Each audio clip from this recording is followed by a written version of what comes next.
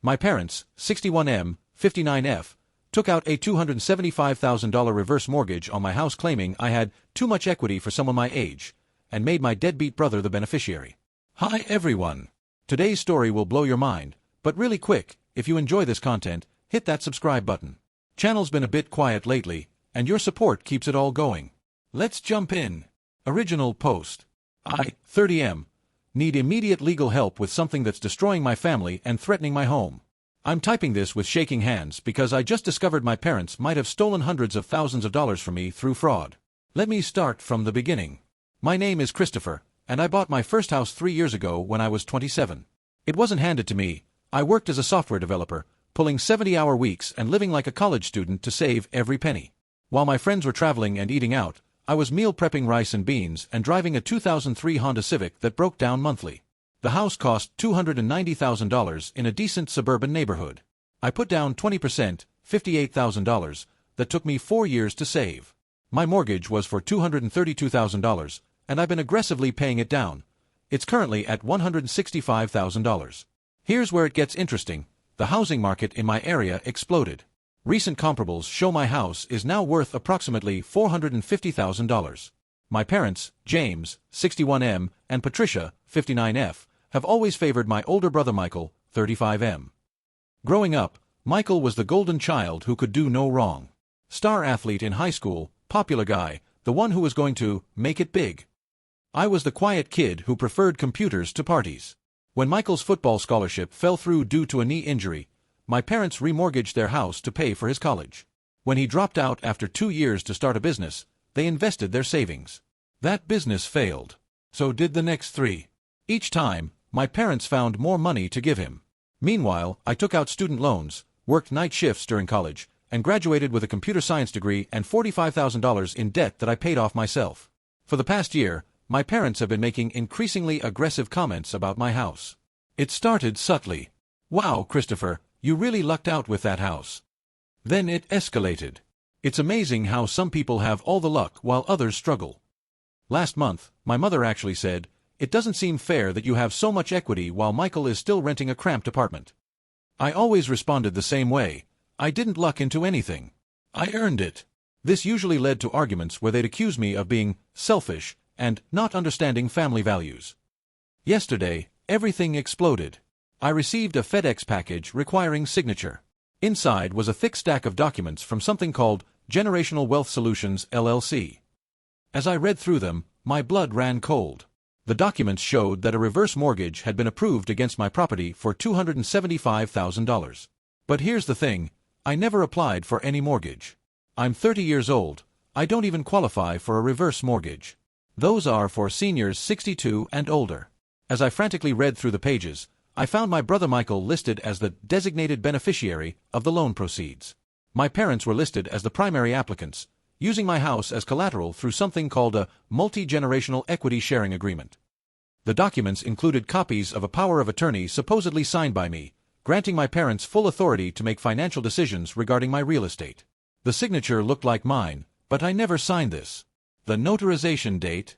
3 weeks ago, when I was across the country on a business trip with dozens of witnesses and a clear digital trail. I immediately called the lender. The representative was cagey, saying they could only discuss the loan with authorized parties, and that all documentation had been properly verified. They refused to give me any information about how this loan was processed or who submitted the application. My next call was to my parents. My mother answered, and when I asked about the documents, there was a long pause. Then she said, "We were going to tell you. Michael needs help, and you have so much equity just sitting there doing nothing. We're family, Christopher. Family helps each other." I hung up and haven't answered their 47 calls since. What the hell do I do? How is this even legal? Can someone really steal my house through fraud?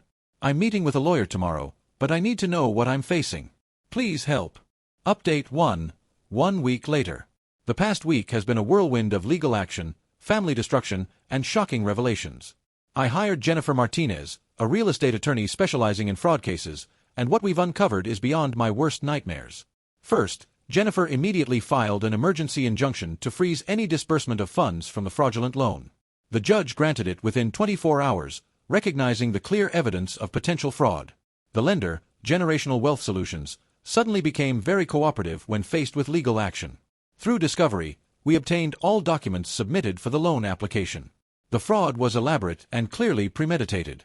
The power of attorney document bearing my signature was notarized by Linda Williams, who just happens to work at my mother's real estate office. Yes, my mother has been a licensed realtor for 15 years, giving her inside knowledge of real estate transactions and lending processes. The timeline Jennifer reconstructed is chilling. 8 months ago, my parents started researching reverse mortgage products and creative financing solutions. We found printed web pages in the documents with handwritten notes in my mother's writing, check age requirements, how to add beneficiary, POA needed for absent owner. 6 months ago, they attempted to add themselves to my deed at the county recorder's office but were turned away when they couldn't provide proper authorization. The clerk remembered them because they became agitated and demanding. 4 months ago, they consulted with 2 different law firms about helping their son manage his assets. Both firms declined representation after understanding what they actually wanted to do. One attorney even documented sending them a warning about potential criminal liability. 3 months ago, they found Generational Wealth Solutions, a lender that advertises flexible qualification criteria and family-focused financial solutions. This company operates in a legal gray area, offering products that traditional banks won't touch. 3 weeks ago, while I was in Seattle for a major software deployment, they executed their plan. The forged power of attorney was notarized by Linda Williams. My mother used her real estate connections to fast-track the application. They presented themselves as caring parents helping their overwhelmed son manage his sudden wealth. The loan structure they created is diabolical. And my parents qualified as the borrowers based on their age, both over 60. And the loan is secured against MY property through the fraudulent POA. Michael is listed as the beneficiary, giving him access to the $275,000. I remain responsible for the original mortgage. If the loan isn't repaid, I lose my house. Jennifer says this is one of the most sophisticated family fraud schemes she's seen. Usually, family members just forge a check or two. This required planning, inside knowledge, and multiple co-conspirators. I confronted my parents in person, bringing Jennifer with me. The meeting was held at Jennifer's office for security and documentation purposes. What came out was even more disturbing than the fraud itself. My mother Patricia broke down crying, not from remorse, but from anger at being caught. Through her tears, she screamed, "You've always been selfish, always hoarding your success while your brother suffers. We gave you life, and this is how you repay us." My father James was calmer but somehow more chilling. He looked me dead in the eye and said, "We're just ensuring fair distribution of family resources. You didn't earn that equity, the market gave it to you. Michael deserves his share. If you were a good son, you'd understand that." Jennifer interrupted to ask if they understood they'd committed multiple felonies. My father's response? Family matters shouldn't involve lawyers. Christopher is overreacting. Then my mother dropped a bombshell. Besides, we need this money too. Do you think your father's retirement is enough? Do you know how much we've spent supporting this family while you lived like a hermit, saving every penny? It turns out my parents are drowning in debt. They've maxed out credit cards, taken out personal loans, and even borrowed against their own house, all to fund Michael's failed businesses and maintain a lifestyle beyond their means. They saw my equity as their solution. Michael himself showed up uninvited to my house that night. I found him trying to use a key. Apparently, my parents had made him a copy without my knowledge. When I threatened to call the police, he laughed. "Come on, little brother. Don't be such a tight ass. It's just money. I'll pay it back when Cloud Crypto Innovations takes off." Cloud Crypto Innovations is his latest business, a cryptocurrency trading platform that promises impossible returns. He's already burned through $200,000 of other people's money, including our parents' retirement savings. When I refused to let him in, he exploded. "You've always been jealous of me. Just because you got lucky with your stupid house doesn't make you better than me. I'm the older brother. I deserve respect and support." The entitlement was staggering. He genuinely believes he deserves my money simply because he exists and is older than me. Update 2, 1 month later. The legal steamroller is in full motion, and the family explosion has been nuclear. Jennifer has been incredible, uncovering layers of fraud that extend beyond just the forged documents. Criminal charges have been filed. My parents and brother face multiple felony counts. A forgery, the POA document. A wire fraud, electronic submission of documents. A conspiracy to commit fraud. Identity theft. A elder financial abuse. Ironically, using their age to qualify for the reverse mortgage while victimizing me. The notary, Linda Williams, was arrested last week. Facing serious jail time, she immediately flipped and provided a full confession. According to her statement, my mother approached her 2 months ago with a favor. Patricia claimed I was too busy to come in personally and that I'd authorized her to handle the signing. Linda admits she never saw me sign anything and notarized the document based solely on my mother's word and their 15-year working relationship. Linda's confession revealed more. This wasn't the first time my mother had asked her to bend rules. She'd previously notarized documents with flexible dates for real estate transactions, always with explanations about client convenience. Linda is now cooperating fully with authorities and has surrendered her notary license. The investigation uncovered a paper trail that shows how calculated this was. My parents created a literal business plan for stealing my equity. They had a spreadsheet calculating my home value and equity, a research on which lenders had the loosest verification standards, a scripts for what to tell the lender about why I wasn't present, a distribution plan for the money, $75,000 to pay off their debts, $25,000 for a management fee for themselves, and $175,000 for Michael's business. They even researched whether I could sue them and concluded that Christopher won't take legal action against family. The extended family has chosen sides, and it's been brutal. My Aunt Susan, Patricia's sister, called me vindictive and said I'm destroying the family over money.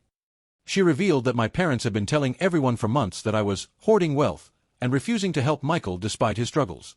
My uncle Robert, James's brother, sent a long email about how, in his day, families handle disputes privately and that I'm bringing shame to the family name. He admitted he knew about their plan but thought it was none of his business. The only relative supporting me is my grandmother Mary, 84F. She called yesterday and said, "Christopher, I've watched your parents enable Michael's failures for 35 years. They refinanced their house 3 times for him. They gave him your college fund. Did you know that? There was $30,000 saved for your education that went to Michael's first business. Stand your ground." That was news to me. I'd always wondered why my parents, who seemed financially stable, couldn't help with my college costs. Michael's behavior has escalated from entitled to dangerous. He's been showing up at my workplace, telling anyone who'll listen that I'm stealing his inheritance and destroying the family.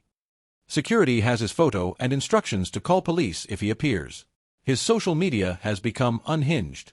He posts daily about being betrayed by blood and how success corrupts family values.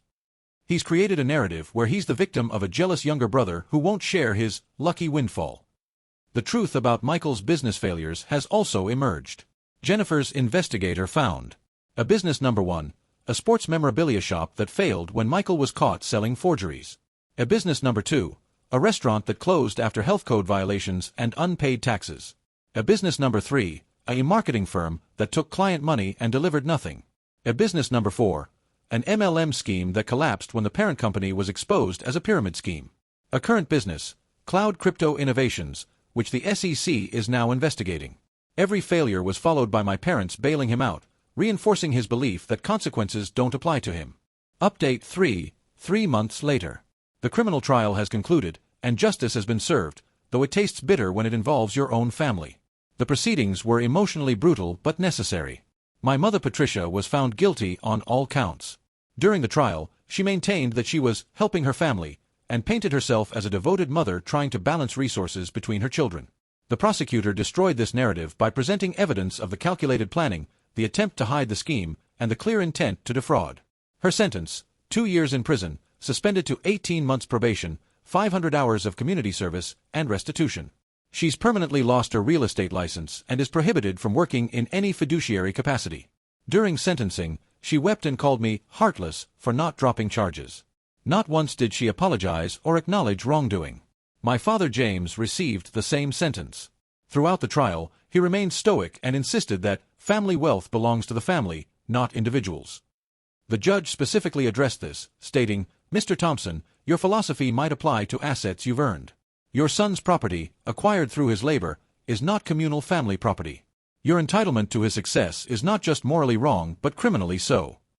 Michael's trial was the most dramatic. He represented himself after 3 attorneys withdrew, claiming he couldn't work with them. His defense was essentially that he deserved the money because 1. He's the older sibling. 2. He had bad luck in business. 3. I had too much for someone my age. 4. Our parents promised to help him. The prosecutor presented evidence of his previous frauds, his pattern of entitlement, and his complete lack of remorse. When Michael took the stand, he actually said, "Christopher owes me. I protected him from bullies in school. I let him hang out with my friends. He wouldn't even have his precious career without the computer I gave him in high school." The computer he gave me? A 15-year-old desktop our parents were throwing away that I rebuilt and used to learn programming. Michael was sentenced to 3 years in prison with possibility of parole after 18 months. During sentencing, he screamed that I had ruined his life, and that blood should protect blood. The judge responded, "Mr. Thompson, blood doesn't entitle you to theft. Your brother owes you nothing." Linda Williams, the notary, pled guilty and received 200 hours of community service and 3 years probation. She testified against my parents, detailing how my mother had manipulated her and how common such favors were in their office. Her testimony led to a broader investigation of my mother's real estate practice. The civil lawsuit is ongoing.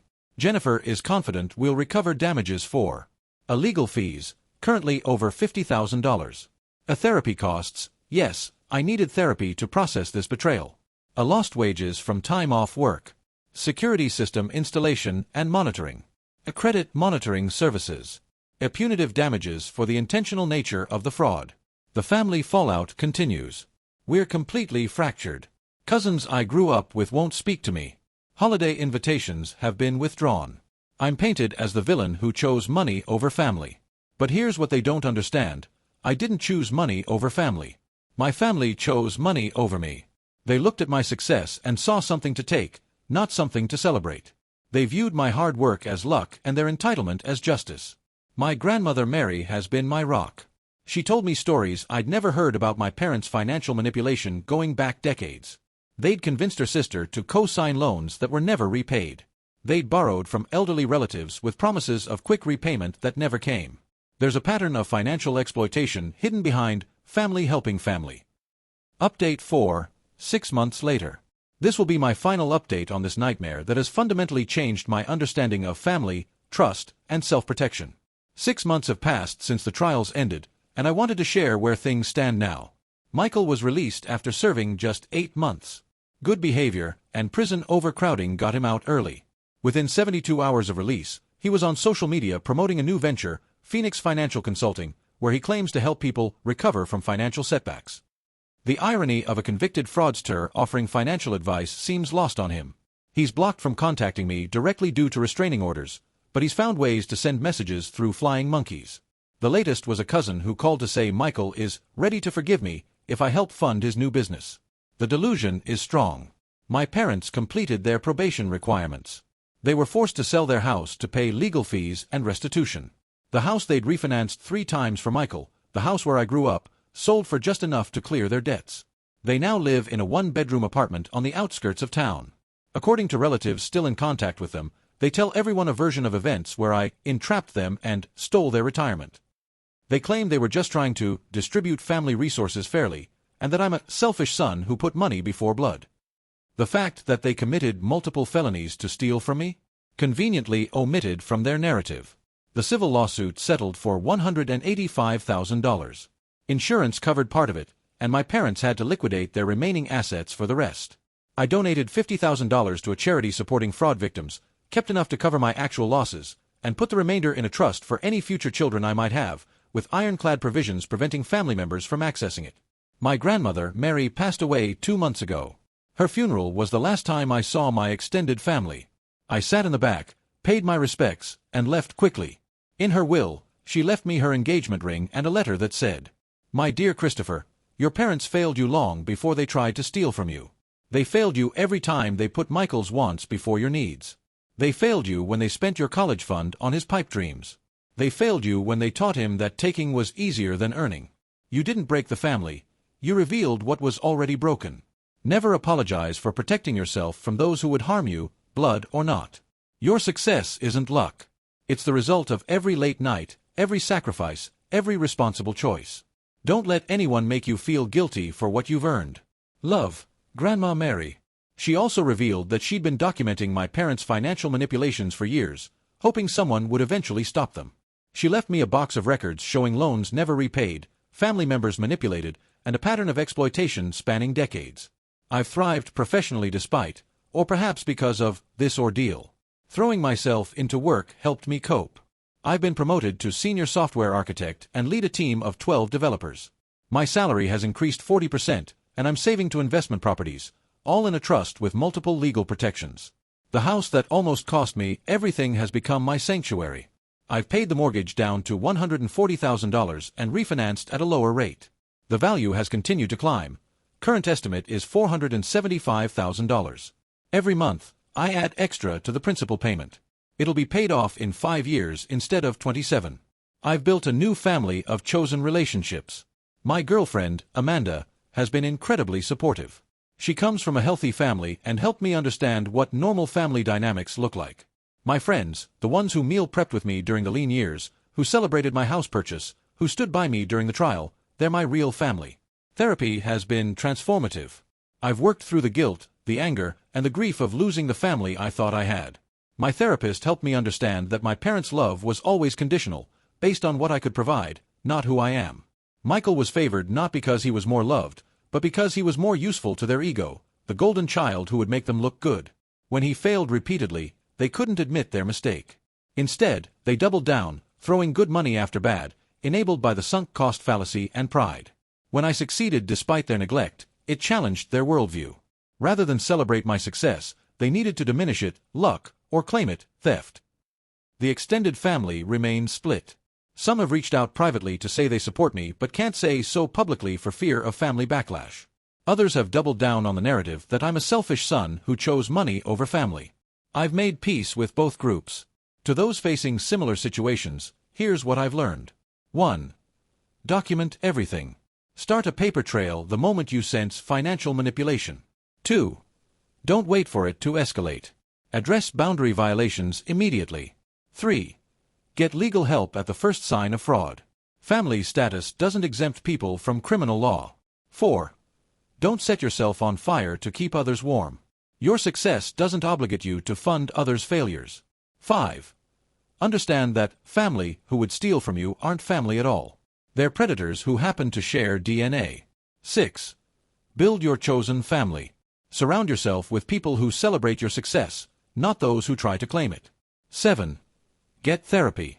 Betrayal by family creates unique trauma that needs professional help to process. 8. Never apologize for protecting yourself. You didn't create the situation, you simply refused to be a victim. My story ends not with reconciliation but with acceptance. I accept that my parents and brother are who they've always been, I just finally saw it clearly. I accept that the family I wanted never existed. I accept that protecting myself meant losing relationships with people who only valued me as a resource. But I also accept the freedom that comes with truth. No more guilt-driven loans I'll never see repaid. No more anxiety about family gatherings where my success is resented. No more pretending that love means accepting abuse. My house stands strong, fully mine, protected by law and experience. My career flourishes without the weight of others' expectations. My life is mine to live, earn, and enjoy. Sometimes the best thing you can do for your family is to show them that actions have consequences, that crimes have punishments, and that no relationship entitles someone to steal from you. Sometimes the most loving thing you can say is, no. Sometimes the bravest thing you can do is stand alone rather than stand with those who would harm you. To my parents and Michael, if you're reading this, I forgive you, but forgiveness doesn't mean forgetting. It doesn't mean allowing you back into my life. It simply means I've released the anger and chosen peace. I hope you find your own peace, funded by your own efforts, built on your own work. To everyone else, thank you for following this journey. Your support, advice, and encouragement meant everything during the darkest days. You reminded me that family isn't just blood, it's the people who stand by you when standing is hard. Protect yourselves. Value yourselves. And never ever apologize for refusing to be a victim, no matter who tries to make you one.